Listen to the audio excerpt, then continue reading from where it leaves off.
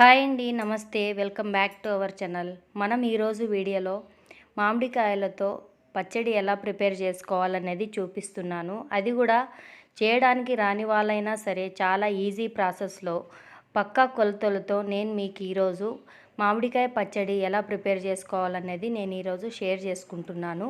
ఎవరైనా ఇంకా నా ఛానల్ని సబ్స్క్రైబ్ చేసుకోకపోతే ప్లీజ్ ఛానల్ని సబ్స్క్రైబ్ చేసుకోండి. అలాగే పక్కనే ఉన్న బెల్ ఐకాన్ని కూడా క్లిక్ చేయండి. ఫస్ట్ అయితే మనం ఇక్కడ 2 మామిడికాయనైతే నేను తీసుకున్నాను. దాన్ని బాగా కడుక్కొని బట్టతో అయితే బాగా తుడిసి పెట్టుకోవాలి. ఇక్కడ నేను వీడియోలో చూపిస్తున్న విధంగా మామిడికాయ ముక్కల్ని అయితే కట్ చేసుకోవాలి. నేనైతే ఇక్కడ చిన్న చిన్న ముక్కలుగా కట్ చేసుకుంటున్నాను. మీకు కావాలంటే పెద్ద ముక్కలుగా కూడా మీరు మామిడికాయల్ని కట్ చేసుకొని పెట్టుకోవచ్చు. ఇలా మామిడికాయ ముక్కలన్నీ మనము కట్ చేసుకొని ఒక ప్లేట్లో అయితే వేసుకొని పెట్టుకోవాలి. తర్వాత ఇక్కడ నేను 1 స్పూను మెంతులు అలాగే 1 స్పూన్ జీలకర్రని తీసుకొని దీన్ని నేను నూనె లేకుండా ఫ్రై చేసుకొని పక్కన పెట్టుకున్నాను అనమాట. తర్వాత ఒక ప్యాన్ తీసుకొని దాంట్లో ఆయిల్ వేసుకొని దాంట్లో ఆవాలు, జీలకర్ర, అలాగే కరివేపాకు, ఎండుమిరపకాయలు, అలాగే చిన్నగా తరుక్కున్న వెల్లుల్లి కూడా వేసి మనము దీన్ని కొంచెము ఫ్రై చేసుకోవాలి.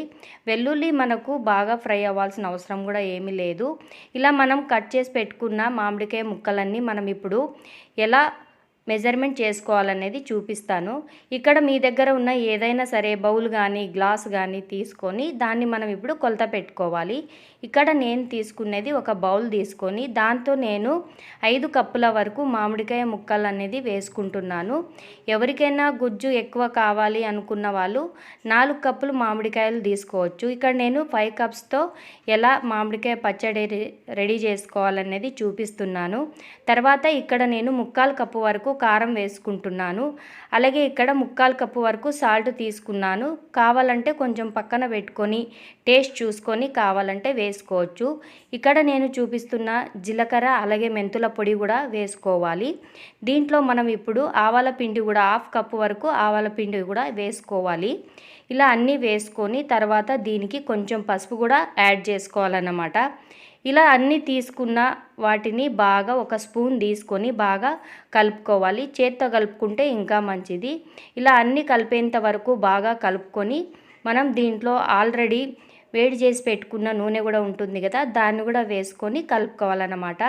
ఇలా మీరు ఎవరైనా సరే ఎన్ని మామిడికాయలు తీసుకున్నా కూడా మనం ఇదే కొలతలతో కనుక మామిడికాయ పచ్చడి పెట్టుకుంటే మనకు చాలా పర్ఫెక్ట్గా మామిడికాయ పచ్చడి అనేది రెడీ అవుతుంది. ఇలా మనం ఆల్రెడీ వేడి చేసుకున్న ఆయిల్ ఉంటుంది కదా, దాన్ని కూడా వేసుకొని ఒకసారి మొత్తం మామిడికాయ పచ్చడి అనేది బాగా కలుపుకోవాలి.